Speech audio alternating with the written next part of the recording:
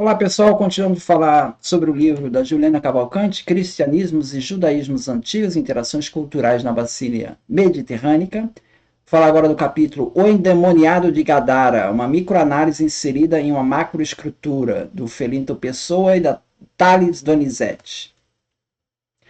Bom, ele vai contar o episódio lá dos demônios de Gadara, né, que está em Marcos, capítulo 5, do 1 ao 20, né?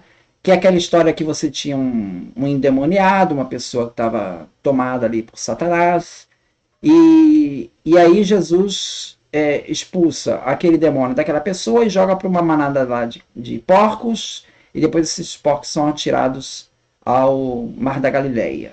Tá?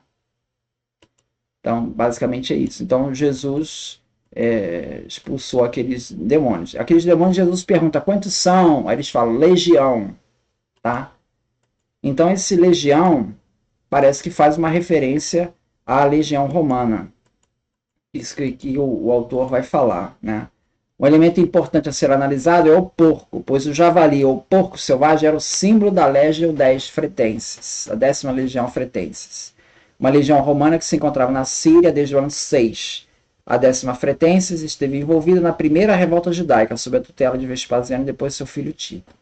Então veja, quando fala dos demônios serem legião, segundo o autor aqui, e segundo Crossan, segundo vários outros autores, né, está se referindo à legião romana, aos soldados romanos. Então, soldados romanos, a passagem faz um paralelo com demônios, tá?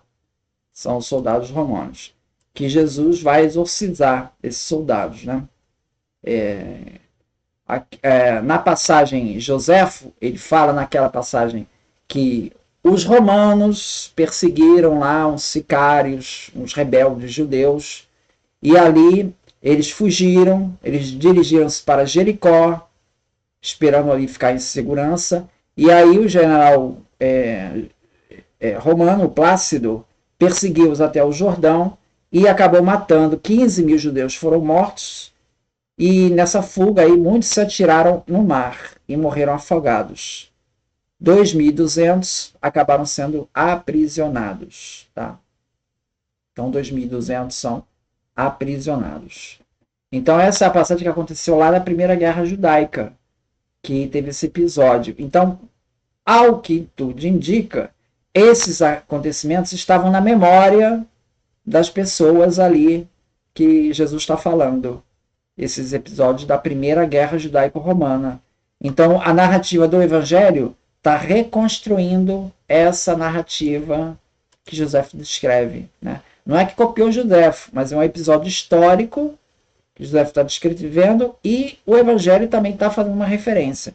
Jesus, ao atender o pedido dos demônios, sem que eles se saibam, está os sentenciando, pois os porcos irão morrer afogados.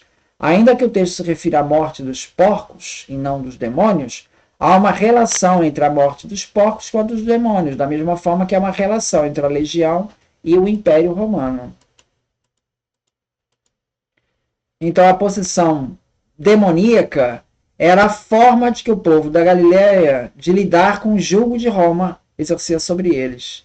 Os exorcismos de Jesus representavam também uma vitória política, religiosa e espiritual, pois agora Satanás, o Império Romano, está sendo derrotado aos poucos, com exorcismos realizados, mostrando assim a implementação do reino de Deus. Então, a história é vista como um manifesto contra a dominação romana. Né? É nessa perspectiva. Então, essa perspectiva que o autor traz, ela se coloca frontalmente contra a que o Joseph Attil defende. Porque para o Joseph Attil, os demônios são os judeus. Olha só. E Jesus é o romano que está jogando esses judeus no mar.